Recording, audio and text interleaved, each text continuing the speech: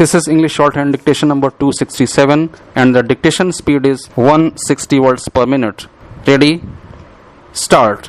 Honorable Speaker Sir, when I go to the background of this bill, it has taken 20 years to frame this bill and bring it to the Parliament. From 1999 to 2002, the government was one of the members of Foundation Board of the World Anti-Doping Agency. Thereafter, the government signed the UNESCO Convention Against Doping in Sports in 2005 and ratified it in November 2007. When we analyzed the bill, the existing anti-doping rules were adopted by us in verbatim without taking into consideration the realities on the ground in India.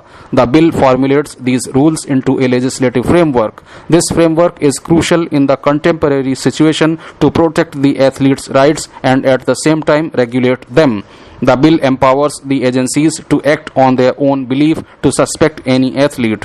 I would like to draw the attention of the government and of the ministry to the point that this creates an unreasonable arbitrary authority in the hands of agency members to enter any athlete's premises, seize any equipment, device or substance. The bill does not provide any clarity on the protection of the data they procure from the testing or investigating the athlete. These are missing in this bill. The Ministry of Youth Affairs and Sports constituted a drafting committee comprising eminent legal luminaries, prominent sports administrators, renowned sports persons, medical experts, and law enforcement officers from investigating agencies like CBI and Narcotics Control Bureau. The bill addresses the recommendations of the committee report and proposes the amendments in accordance with the World Anti-Doping Agency Code. But the personal data protection is missing, and that is one of the major reasons why one feels that this bill has overlooked that issue. On 16th November 2020, the United States Senate passed a legislation in accordance with the World Anti-Doping Agency Code. It would allow prosecution of doping offenses at international sporting events in which American athletes, sponsors, or broadcasters participate. The United Kingdom also implemented its national anti-doping policy framed on the pillar of World Anti-Doping Agency Code. In one particular case in India, the prohibited substance entered the athlete's body via a cosmetic product. Similarly, in case of another Indian athlete, the banned substance entered his body by medication administered by a doctor specializing in sports medicine. The case went to the highest level and the players were found at fault and were debarred from playing for 4 years. In that scenario, one of the athletes was a tribal girl who belonged to a backward region of the country, and it cannot be fairly expected from her to conduct research on each and every ingredient before consuming a product. This reminds me of the 16th Lok Sabha when I raised an issue in this house about a female athlete from my state Odisha who is currently one of the best sprinters of the country. In her case, our society was actually moving against her. I had raised this issue in the house. The sports minister took the matter to the highest level. India fought that case and we won. So, in that respect, I would say that this provision will help our athletes to a great extent. My honorable friend mentioned about the standing committee reports. I would say that certain things are still lacking. The standing committee recommended that a mechanism may be laid for selection and appointment of chairperson and members of the board. This should have ensured proper vetting of the person or persons appointed by the central government. Currently, the bill does not provide for a selection process for appointments in the board. The committee also noted that the bill does not make any distinction between minor and major athletes. The World Anti-Doping Code states that the protected class of athletes, which includes athletes below 16 years of age amongst others, may be given reduced sanctions. The committee recommended that the distinction between a minor and a major athlete should be made in the rules to ensure the protective mechanism for minor athletes. I hope the minister will mention about the distinction between minor and major athletes. The committee also recommended that since an athlete's career is limited, there is a need to ensure that the quantum of penalties is proportional to the degree of the violation. The committee noted that even after the penalty period is over and athletes have resumed their sporting career, they are not considered for national awards. It is recommended that since this is a policy decision, the government should take note of this and examine the issue. Regarding the laboratories, the committee had recommended that such laboratories should be set up in every state and not only in Mumbai, Chennai or Kolkata. It is because a large number of younger people are moving towards sports activities. When we analyze the bill, I would like to draw your attention to certain issues. The first is the qualification of the Director General, and that is not specified. It is said that it will be notified in the rules. Secondly, the central government may remove the Director General from the office on grounds of misbehavior or incapacity or such other ground. This gives a large scope to the administration or to the ministry or to the government because such other ground has a vast scope. One can understand misdemeanor and misbehavior. That also needs to be probed and the person also can explain. But such other ground is something which needs to be deleted from the bill.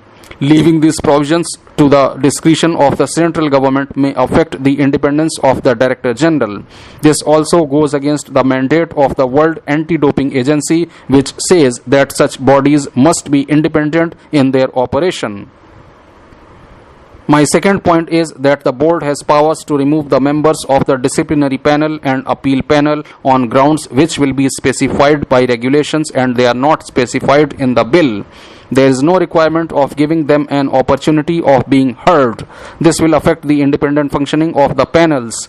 Madam, I would like to mention about clauses 14 and 15.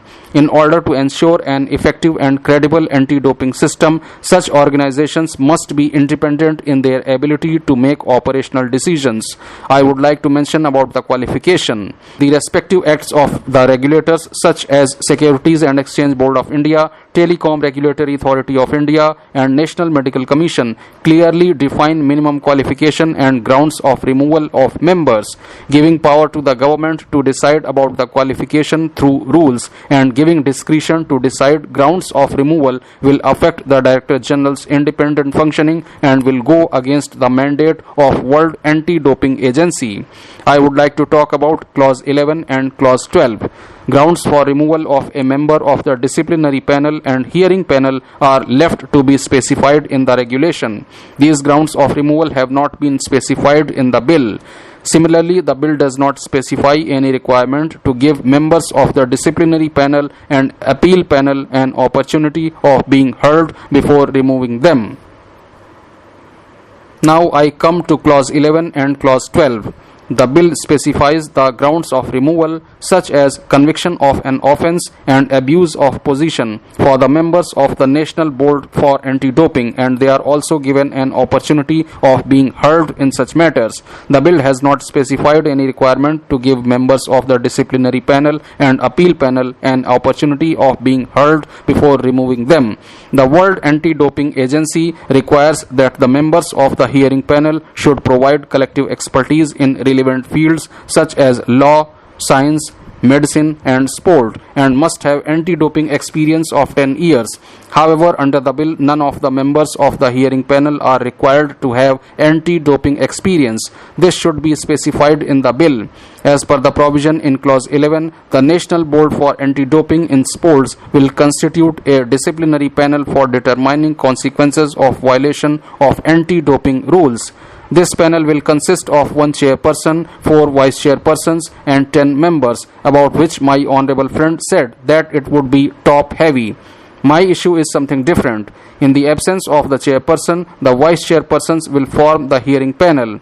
It is not clear who among the 4 vice chairpersons will be responsible for forming the hearing panel in the absence of the chairperson and who will make that selection.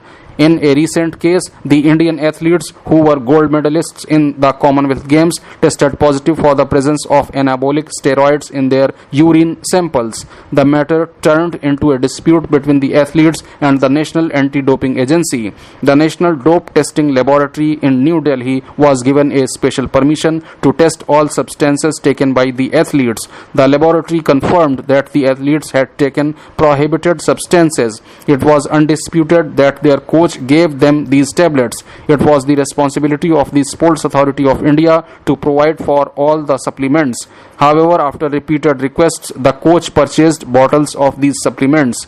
In the end, the athletes were barred for 2 years. I would say that when an athlete decides to use illegal substance, he or she is not necessarily acting alone. Coaches are under pressure to produce high results. Unlawful practices are common in every sport, and younger athletes are easily trapped in such practices.